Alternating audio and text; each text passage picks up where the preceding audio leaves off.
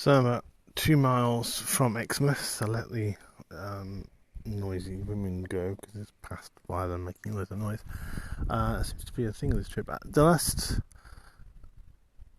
sort of X miles.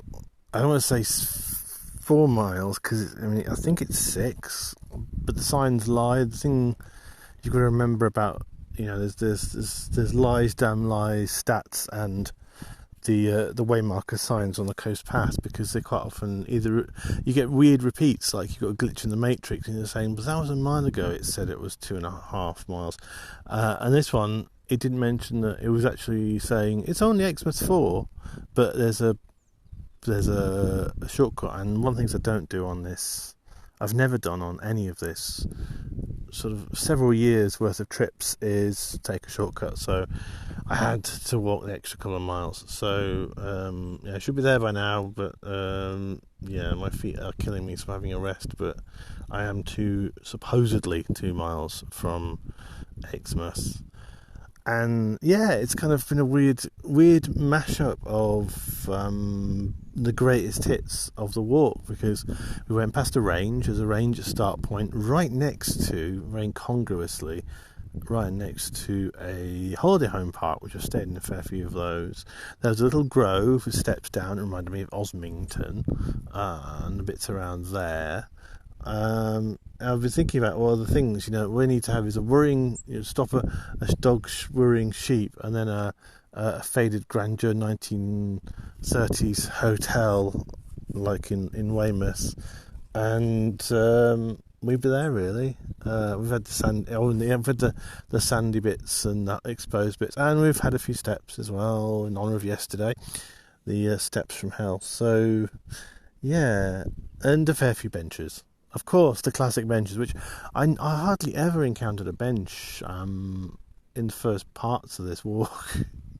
In the first year or two, it's like the odd one, but then as soon as you hit Devon, as soon as it was after Weymouth, it was like bench. Well, not so much the Abbotsbury bit, but certainly around Bridport, suddenly like benches everywhere.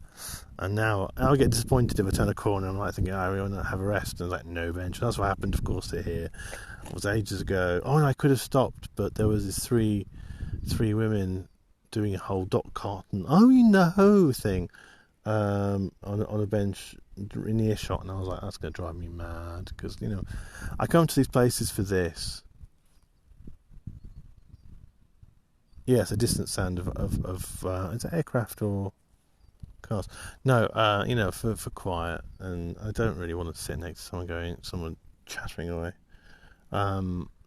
So I've not really ever explained why I started this trip. It goes back to a trip to Studland. I'm walking around Sandy Bay and Studland. I was actually walking on the sandy bit, which I didn't realise was quicksand. That was really risky in my life. And then I got to Swanage, and it was still a nice evening, and I was up at there's this whole very strange, I think it's Durston Estate, whatever. There's a whole sort of, not so much a concrete garden, but a Purbeck stone garden. It was for someone who was trying to make it into a fancy resort of stone in Victorian times. And I saw the path. I was like, I want to keep walking. And I'm glad I didn't, because now I know what I know about Dancing Ledge and Kimmeridge and whatever. I wouldn't have got very far. Oh, there's more people.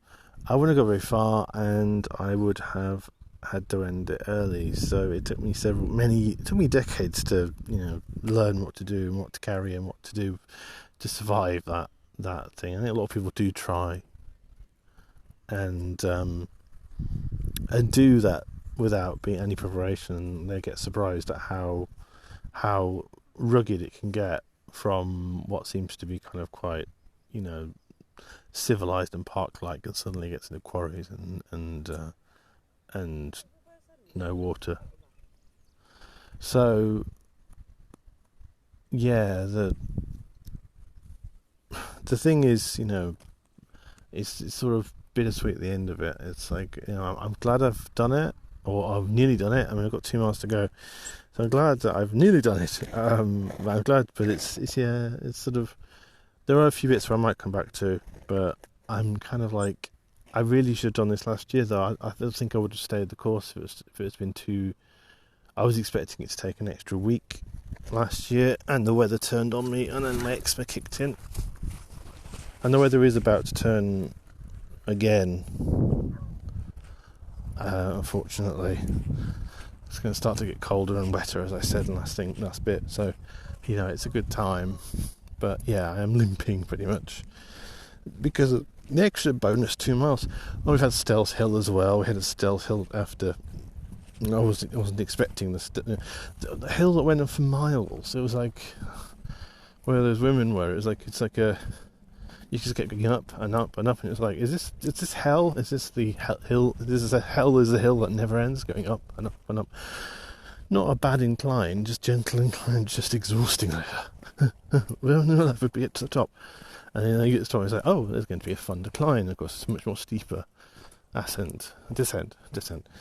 So, yes, the end is in sight, and I'm going to treat myself to a taxi home. I think it's because my feetsies are so hurting, and it's very much like the walks of old as well. Because when I was in my 20s and 30s, I used to do 20 plus, or sometimes 20 plus, usually about 10 plus miles walks. There'd always this point where I'd be like, ouch, my feet are hurting, I've got to get to the bus stop, I've got to go this, and I used to bribe myself with wine gums, and sadly I don't have any wine gums on me, but I do have popcorn. Actually, that's a good idea.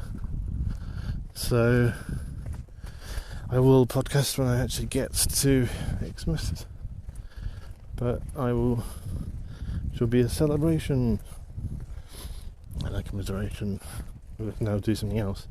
Speak to you soon.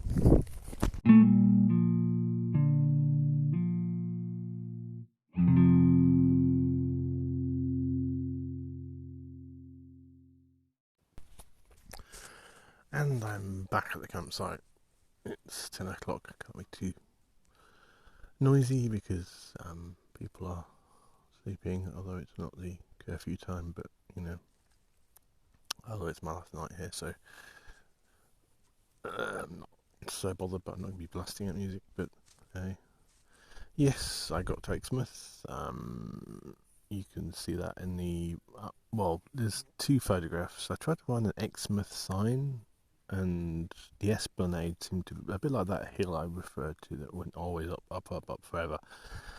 Exmouth Esplanade. I was like, is there any Exmouth? Is this just one long Esplanade with nothing else and houses behind it? That's what it felt like. It went on for miles. My feet were so hurting. But yes, I made it. I found a pub, got a number of a taxi. Had a weird thing called a Pink Hooch. I didn't know they still made hooch, let alone Pink Hooch. It was cold and wet and fairly disgusting, but I drank it anyway. And then the taxi came, and I'm not going to reveal how much it cost me. It's silly money, but though interestingly, still less than what I was charged to me about a decade and a half ago, 2 decades ago, when I missed the last bus from Lulworth to Wool. And I think that cost me 50 quid, and that was just horrendous at that time. So it wasn't as bad as that. And it was 14 miles. And the other option was to really piss around with getting a train to Exeter and then going to Sidmouth on the number 9 bus and finding Exeter bus station. I've got no idea Exeter bus station. I bet you anything, it's nowhere near the train station. I'm sure John would know, but he's not here. And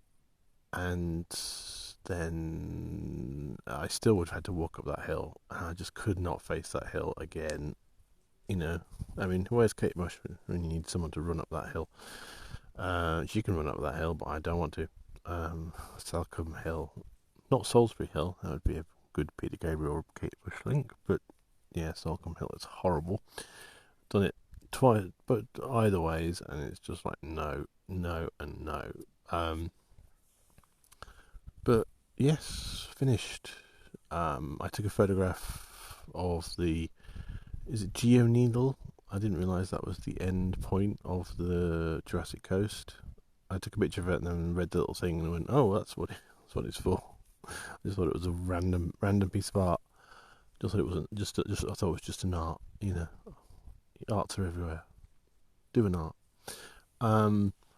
But yeah, it was. But the bit that really kind of was like this is the end of this Jurassic Jaunt project for me was short minute later. Shortly, it's around the corner. There is a set of steps down to, I think it's called Rodney Point.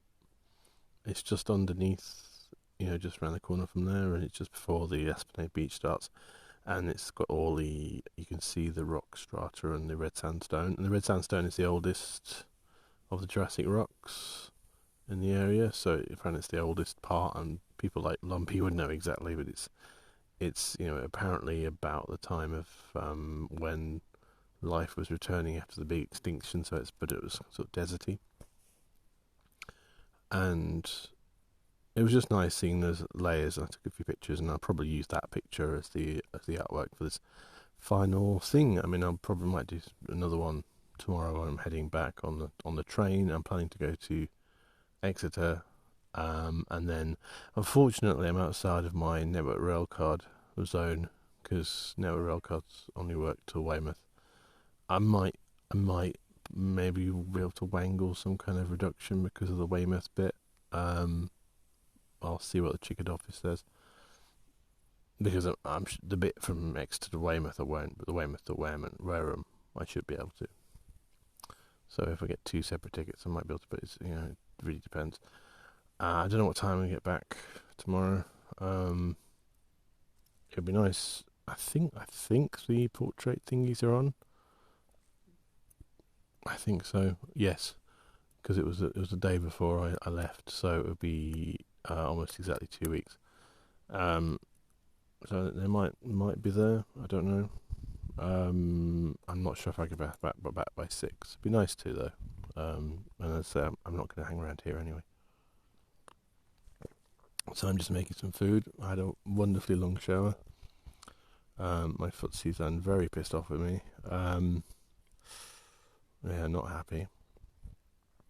I think I actually started developing a blister. I actually had to put a blister. Well, even better, I had to put a blister sticker on, and then the first one didn't stick, so I actually then surgical taped it in place. It's why surgical tape is wonderful.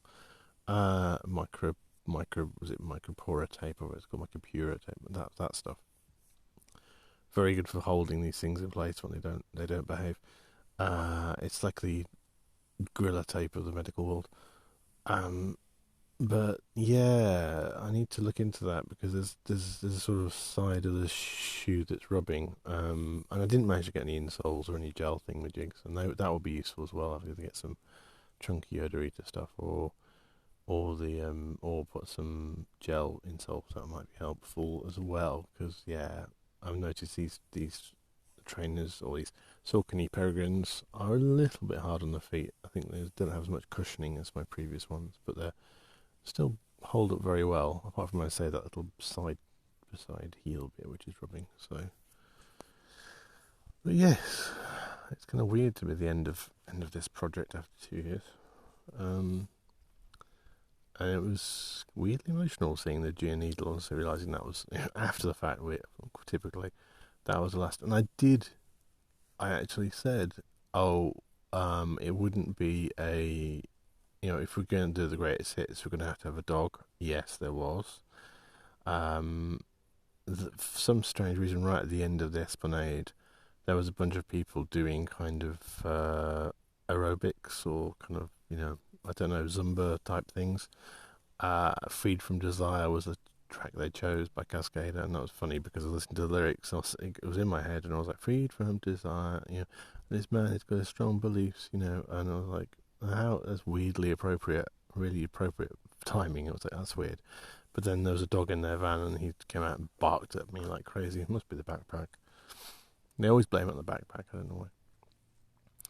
But yeah, so we did have a dog. I didn't find a piece of faded 1930s sort of old school beach architecture. That was the only other one I didn't find. But yeah, the rest of them, I'll tick them all off. Even the little thing going down was very much like the fossil forest in the west, with a little. There wasn't really any fossils, but it was that sort of going down to that level and being able to get into the level, the blocks, not blocks, the strata. The beach level, but you can also see all the rock stratas. That was really good. So yeah, there was quite a lot in that last sort of 6 miles. I haven't actually properly totted it up. I mean, this is the crap of Osmand. As soon as you try and do a coastal paths thing, it then tries to route you to some other random part of the world, and it's just like, stop it.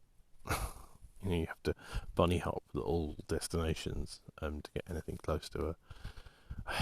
The technology is still not there, and I've been trying with that technology for the last 2 decades. Mapping technology, and Google Map used to have a little measuring tool as well for that. And again, you have to sort of go in and out, because it just as the crows fly. Which the woman in the taxi was asking me, "Well, how long was that?" And I was like, "Well, I think it's about 50 miles, but it's not really 50 miles because that's as a crow flies from Swanage to it might even be shorter, but from Swanage to Exmouth, I think it is about 50 miles, but that's kind of directly. What I've had to do is walk in and out, up and down, up and down, up and down, up and down, and then then walk home, walk there and walk home. So the total miles would be impossible to work out, and would be much, much higher than that. I'd be happy if it was like 150 or 100. Probably more than that from all of the ins and outs, and then it's probably hundreds rather than 50. But yeah, so that's not the end of the jaunts. So if you're listening to this podcast, there will be other jaunts. It's just there won't be Jurassic jaunts. That's it of the Jurassic coast, I think, for now. I'm just having my chocolatey drink, in quotes, supposed recovery drink. I don't know if this shizzle works really, but I'd much rather have brandy in it. Brandy would aid my recovery much better. But I've got my red wine here, so I'm just sort of marinating some mushrooms and beef jerky. My beef jerky. I'm trying to finish it off because it was actually very nice in pasta. I'm going to see what it's like in a risotto. And then go to bed. I hope I don't get woken up by the cold like I was last night. That's why I'm put on my. I've got my base layers and I've got my mid layer on as well. And it was raining, but it stopped, thankfully. So yes, thanks for listening to the last 2 series of Jurassic jaunts, or following the blog posts back to Jaunt 1. I wish I'd started podcasting back then. It would be quite interesting to listen back, but I ramble way too much. And yeah, there will be more. Jaunt 5, I'm trying to plan. I did see some artwork. It was Kenaway House in Sidmouth. Had a load of local artists, fairly kind of like, I would say, some interesting stuff. Others was like, yeah, you're sort of, and some of the prices was like, oh, that's scarily low. I think a lot of beginner old people who do the groups there. But there was one of Batalac, and I was like, ooh, Batalac. So the Cornwall one would be good, but Cornwall's an odd one, especially how to get there, and also all the stuff around,